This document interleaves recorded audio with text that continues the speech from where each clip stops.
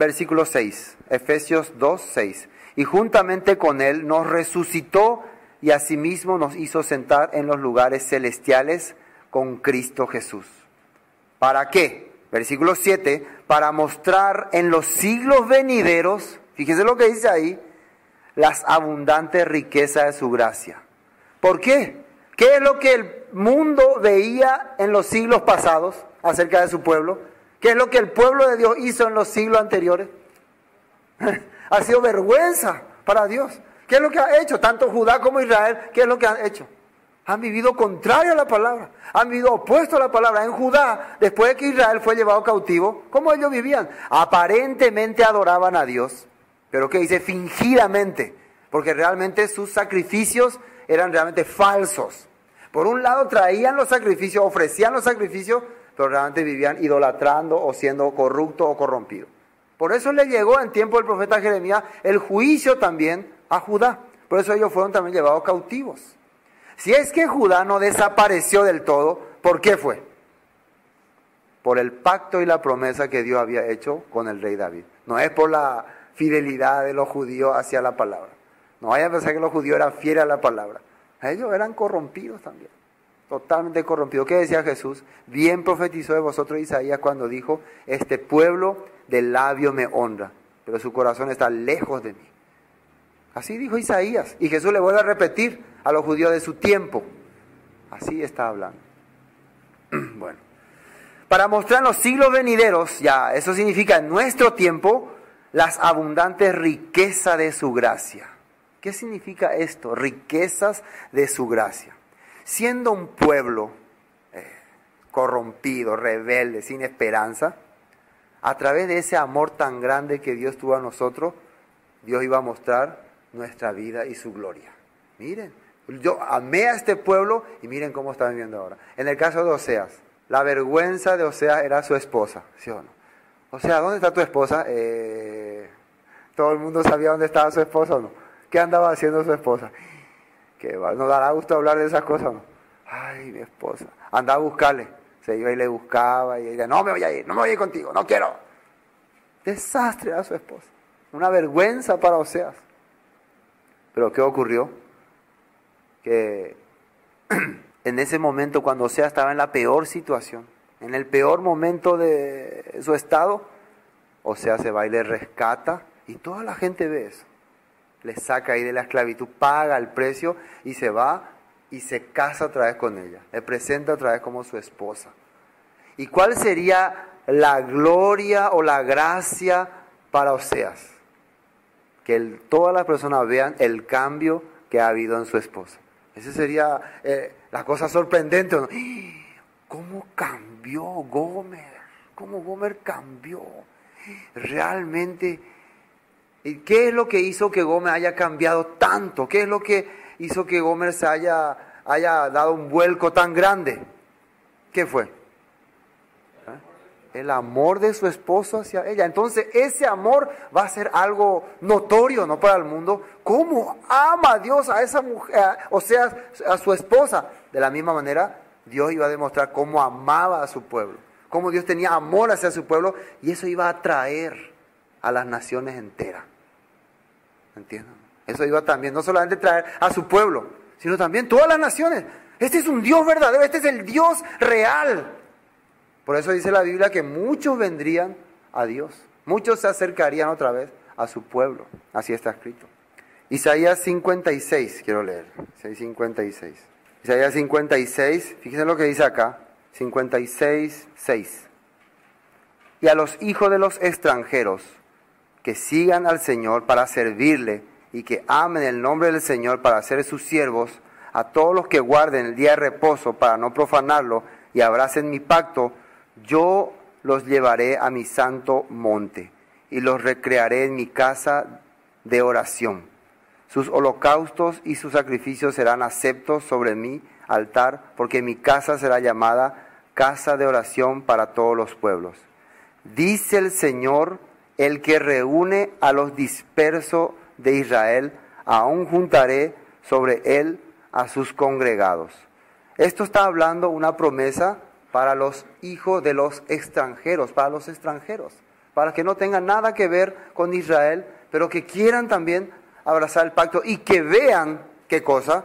Cómo Dios está trayendo otra vez a su pueblo de entre los que fueron dispersados. Así está hablando, ¿no?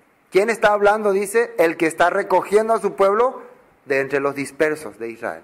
A esos extranjeros también, que vean esto, que se maravillen por esto, yo también les digo, ustedes también pueden venir a mi casa, pueden traer su holocausto, abracen mi pacto, únanse a mi pueblo, ustedes también van a ser aceptados.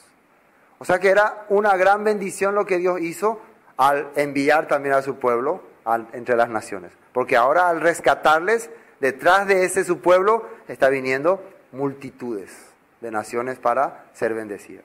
Bueno, terminemos con Efesios. El versículo 8.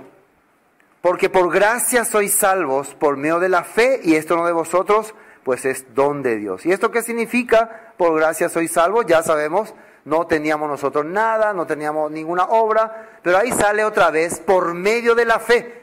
¿Qué es lo que decían en Efesios 1:13? Que habiendo oído la palabra de verdad, el evangelio de vuestra salvación, y habiendo creído, fuisteis sellados con el Espíritu Santo de la promesa. Entonces, ¿qué es por medio de la fe? Por medio de haber creído la palabra de Dios, por medio de haber aceptado la Escritura, lo que Dios te revelaba, te mostraba. Entonces, ahí fuiste hecho hijo de Dios. Por eso, por gracia sois salvos, por medio de la fe, y esto no de vosotros, pues es don de Dios. El acto de que nosotros hayamos creído la palabra, aceptado la palabra y vivir la palabra, ninguno de estos actos dice que depende de nosotros. Es un don que Dios puso en nuestro corazón. Por eso, vamos a suponer que yo soy una persona que, bueno, yo desde ahora ya cambié mi vida, ya leo la Biblia, ya hago lo que Dios dice, cumplo la palabra de Dios, y me viene un pensamiento cuando veo que otros no lo hacen. Por ejemplo, ¿por qué fulano no hace como yo? ¿Por qué fulano no vive como yo? ¿Por qué? Orgullosa esa persona, carnal. ¿Sí o sí me viene este pensamiento o no? ¿Qué estoy pensando entonces? Que todas estas cosas que yo estoy haciendo es porque tengo mérito, ¿no? Y la otra persona no tiene el mérito que yo tengo. No sé si me entienden, ¿no? Empiezo allá a mirarle con desprecio y con altanería a una persona que no logra lo que yo estoy logrando. Entonces empiezo a creer que yo soy más capaz. Pero Dios, hasta el acto de creer la palabra de Dios y poder vivir conforme a la palabra de Dios, nos está diciendo que es un don, es una gracia, es algo por la cual tenemos que estar agradecidos. El que yo pueda estar viviendo diferente a otra persona y no esté viviendo como ellos, es algo que Dios permitió en mi corazón. Y hasta eso le debo yo agradecer y debo dar gracia, no sentirme más capaz ni más especial, ni sentirle menos a otro. Y por eso que muchos empiezan a decir, carnal que andan, pecador, hereje, no son como nosotros, que tenemos la fe, que cumplimos la ley, que vivimos conforme a la palabra. No hay nada que nosotros podamos hacer por nosotros mismos. Nuestra naturaleza es inclinada hacia el mal. No por vos, no lo hago por vosotros, que quede eso bien grabado en nuestra cabeza. No es por ustedes que hago estas cosas, sino por amor a mi nombre. Para que mi nombre sea glorificado en tu vida, te he permitido, te he dado ese don de que creas y de que vivas conforme a mi palabra. Para que mi nombre sea alabado entre las naciones. Anie EPH y la gloria. Así Dios nos está enseñando. Por eso es don de Dios. Por gracia sois salvos por medio de la fe, y esto no es vosotros, pues don de Dios. No por obras para que nadie se gloríe, porque somos hechura suya, creados en Cristo Jesús para buenas obras. Cuando dice no por obras, incluye también el querer exageradamente vivir diciendo que yo puedo cumplir la ley. Yo puedo hacer lo que la ley dice. No es por eso que vas a ser salvo delante de Dios. No es por eso, sino porque Dios te permitió. Porque Dios ha dado en tu corazón el entendimiento de su verdad. Entonces, cuando vos tenés ese entendimiento de su verdad, ¿qué empezás a hacer? Empezás a vivir en cosas que Él preparó de antemano. Empezás a vivir conforme a su palabra, como Él te guía, como Él te muestra. Una de las cosas que Jesús le enseñó a su discípulo, ¿cuál fue? Un mandamiento clave. ¿Se acuerdan? Que era el resumen de todos los mandamientos. Amar a otro. Entonces, supongamos que una persona cumple todos los mandamientos, pero una cosa no puede hacer. Puedo ser anda sabe oír, anda sabemos algo oír. Pero la ley ya Dios a cumplita, ya se ha cumplita al pie de la letra. Entonces, ¿sirve eso? No sirve. A mí nada de cumplir va a verte, pero hacer lo que Dios dice, amar a tu prójimo. Si podés amar a tu prójimo, te aseguro que vas a poder cumplir todos los demás mandamientos. Eso sí podés hacer, lo demás es fácil. Pero muchas veces eso es lo que las personas no pueden hacer. Por eso hoy en día nos vemos en la confusión de que muchos creen que tienen buen entendimiento, doctrina y palabra y escudriñan, pero su trato con los demás es falso. No, mejor no saber nomás mucha doctrina, mejor no saber nomás mucha ley, pero las personas te califiquen. Realmente esta persona se nota que es hijo de Dios, porque le trata a la persona como un hijo de Dios. Que eso puedan decir las personas de tu vida en serio. Si la ley de Dios, los mandamientos de Dios, producen orgullo, altanería, soberbia, maltrato con los demás en tu corazón, mejor vivir sin la ley, no. Mejor, ese no es el objetivo de la ley de Dios, ese no es el propósito de la ley de Dios. Jesucristo eso fue lo que enseñó.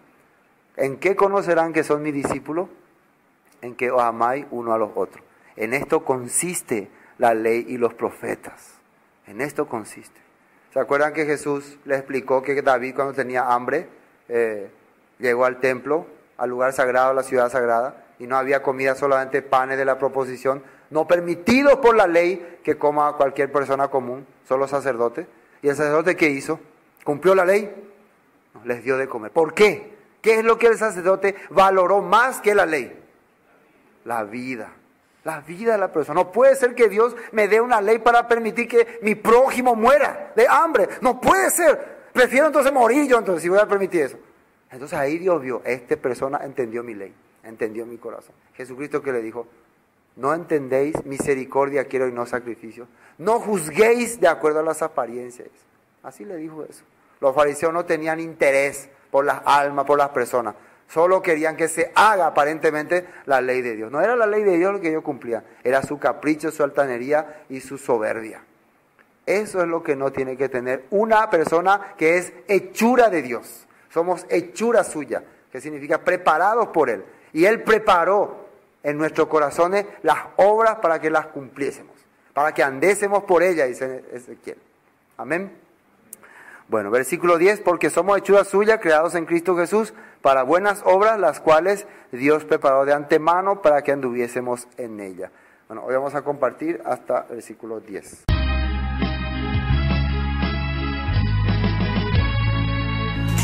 Ingresa a nuestro canal de YouTube y suscríbete.